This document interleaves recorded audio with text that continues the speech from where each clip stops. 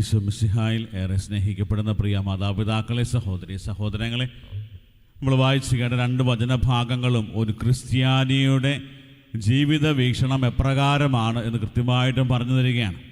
ഒന്നാമത്തെ വായനയിൽ പൗലോസ് അപ്പോസ്തലൻ തിമോത്തിയോസിന് എഴുതുന്ന ആ ലേഖനത്തിൽ, അതായത് ഒരു ആത്മീയ ഉപദേശം തിമോത്തിയോസിന് നൽകുകയാണ്. എൻ്റെ കൈവെപ്പിലൂടെ ലഭിച്ച ദൈവിക വരം അത് ഉജ്ജ്വലിപ്പിക്കണമെന്ന് ഞാൻ ആഗ്രഹിക്കുന്നു.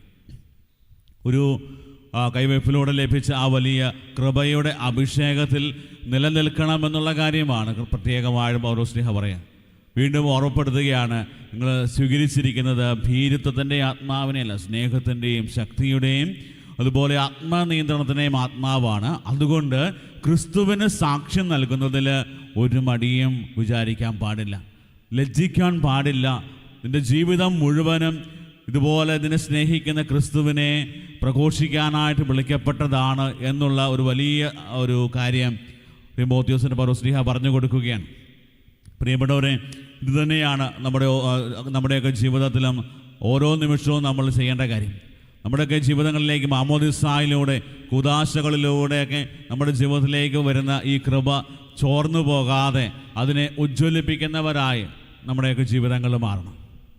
അതിനുവേണ്ടി ചെയ്യേണ്ട കാര്യങ്ങളാണ് നമ്മൾ വചനം വായിക്കുന്നതും പ്രാർത്ഥിക്കുന്നതും ദൈവത്തോട് ചേർന്നിരിക്കുന്നതും കൂദാശകളുടെ സ്വീകരണവും ഒക്കെ നമ്മുടെയൊക്കെ ജീവിതത്തിൽ നമ്മൾ ചെയ്യുകയും അതുപോലെ നമ്മുടെ ജീവിതത്തെ നവീകരിക്കാൻ തുടങ്ങുമ്പോൾ ഈ കൃപ ജ്വലിക്കാൻ തുടങ്ങും. അല്ലെങ്കിൽ പലപ്പോഴും നമ്മുടെയൊക്കെ ജീവിതങ്ങളിൽ നമ്മൾ തകർന്നു പോകുന്ന അനുഭവങ്ങളൊക്കെ ഉണ്ടാകും, ഒത്തിരിയേറെ അസ്വസ്ഥതകളൊക്കെ ഉണ്ടാകും. അപ്പോൾ അവിടെയൊക്കെ ജീവിത സാഹചര്യങ്ങളെ പഴിചാരിക്കൊണ്ട് അല്ലെങ്കിൽ എൻ്റെ ജീവിതത്തിൽ ഇങ്ങനെ സംഭവിച്ചു എന്ന് പറഞ്ഞുകൊണ്ട് ഒത്തിരിയേറെ സങ്കടങ്ങളിലും വേദനകളിലും അസ്വസ്ഥതകളിലും നീറി ജീവിക്കുന്നവരാകും നമ്മൾ ഓരോരുത്തരും. ഇവിടെ നമ്മൾ കാണുന്നൊരു കാര്യമുണ്ട്, പൗലോസ് അപ്പോസ്തലൻ എന്തുമാത്രം ധീരതയോടെയാണ് പറഞ്ഞ് ഇതൊക്കെ സഹിക്കാൻ എനിക്ക് ശക്തി ലഭിക്കുന്നത് ക്രിസ്തു എനിക്ക് വേണ്ടി ഒരു വലിയ സൗഭാഗ്യം ഒരുക്കി വച്ചിട്ടുണ്ട്. സ്വർഗമെന്ന ഒരു വലിയ സൗഭാഗ്യം ക്രിസ്തു തൻ്റെ ജീവിതം കൊണ്ട് എനിക്കൊരുക്കി വച്ചിട്ടുണ്ട്. അതുകൊണ്ടാണ് ഈ സഹനങ്ങളെയൊക്കെ ഞാൻ നിസ്സാരമായിട്ട് കാണുന്നത്, ഇത് ലജ്ജിക്കുന്നത് പോലുമില്ല. ഇതുപോലൊരു മനോഭാവം നമ്മുടെയൊക്കെ ജീവിതങ്ങളിൽ നിറയണമെന്നുണ്ടെങ്കിൽ ആ പരിശുദ്ധാത്മാവ് ശക്തിയോടെ നമ്മുടെ ഉള്ളിൽ ജ്വലിക്കുന്നവരായി മാറണം. വീണ്ടും നമ്മൾ ഇതിൻ്റെ തുടർച്ചയാണ് നമ്മൾ സുവിശേഷത്തിൽ കാണുക. മർക്കോസിൻ്റെ സുവിശേഷം 12-ാം അധ്യായത്തിൽ സദുക്കായര് ഈശോയെ വാക്കുമുട്ടിക്കുവാൻ അല്ലെങ്കിൽ എങ്ങനെയെങ്കിലും കൊടുക്കുവാനായിട്ടുള്ള ഒരു പരിശ്രമവുമായിട്ട് ഈശോയുടെ അടുക്കൽ വരികയാണ്. വളരെ സങ്കീർണമായ ഒരു ചോദ്യവുമായിട്ട് അല്ലെങ്കിൽ ഒരു സംഭവവുമായിട്ട് അവർ ഈശോയുടെ അടുക്കൽ വരികയാണ്.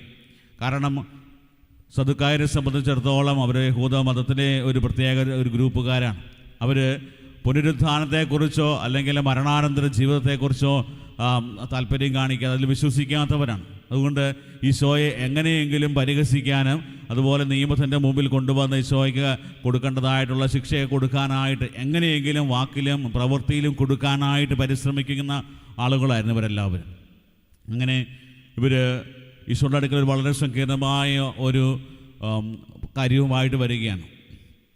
അവിടെ വിവാഹത്തെക്കുറിച്ചുള്ള ഈ ഒരു തർക്കത്തിൽ ഈശോ വളരെ വ്യക്തമായിട്ട് ഈശോ അവർക്ക് മറുപടി കൊടുക്കുകയാണ്.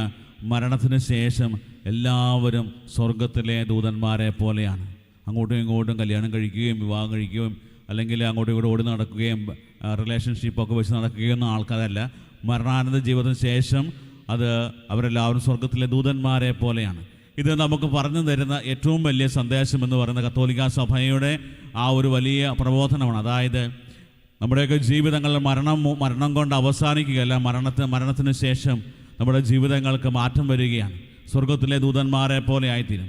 ഇന്ന് ഒത്തിരിയേറെ ആളുകളുടെ മനസ്സിലും സദുക്കായരുടെ ഈ ഒരു മനോഭാവമുണ്ട്. ഈ ജീവിതത്തിൽ മാത്രമേ ഉള്ളൂ, ഞങ്ങൾക്ക് ഈ ഒരു ജീവിതമേ ഉള്ളൂ, ഇവിടെ അങ്ങോട്ട് ഞങ്ങളുടെ കാര്യങ്ങളെല്ലാം തീരും, അതുകൊണ്ട് ഇങ്ങനെയൊക്കെ ജീവിക്കാൻ പറ്റുന്നിടത്തോളം അടിച്ചു പൊളിച്ചൊക്കെ ജീവിക്കണമെന്നൊക്കെ ചിന്തിക്കുന്ന സദുക്കായ മനോഭാവം നമ്മുടെയൊക്കെ ഇടയിൽ ഉണ്ടാകാറുണ്ട്. അവിടെയൊക്കെ നമ്മളെയൊക്കെ തിരുത്തുന്ന ഒരു ഈശോയെ നമുക്ക് കാണാൻ പറ്റും. സ്നേഹത്തോടെ നമ്മളോട് പറഞ്ഞു തരുന്നത് ഈ ലോക ജീവിതത്തിനപ്പുറത്തും ദൈവം നമുക്ക് വേണ്ടി ഒരു വലിയ സൗഭാഗ്യം ഒരുക്കിയിട്ടുണ്ട്. അത് വേറെ ഒന്നുമല്ല, അതാണ് സ്വർഗം. അപ്പം അതിനുവേണ്ടി ദൈവത്തോടൊപ്പമുള്ള നമ്മുടെ സഹവാസം, അതിനുവേണ്ടി അധ്വാനിക്കുന്നവരായി നമ്മുടെ ജീവിതങ്ങൾ മാറണം. അതിന് നമ്മുടെ ഉള്ളിൽ നമുക്ക് ലഭിച്ചിരിക്കുന്ന കൃപ ജ്വലിക്കേണ്ടവരാണ്.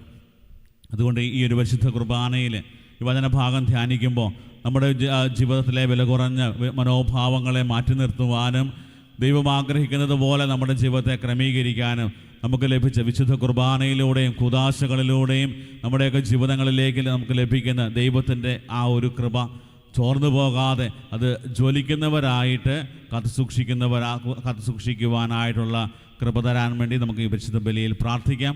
സർവശക്തനായ ദൈവം നമ്മെ സമൃദ്ധമായി അനുഗ്രഹിക്കട്ടെ. ആമേൻ.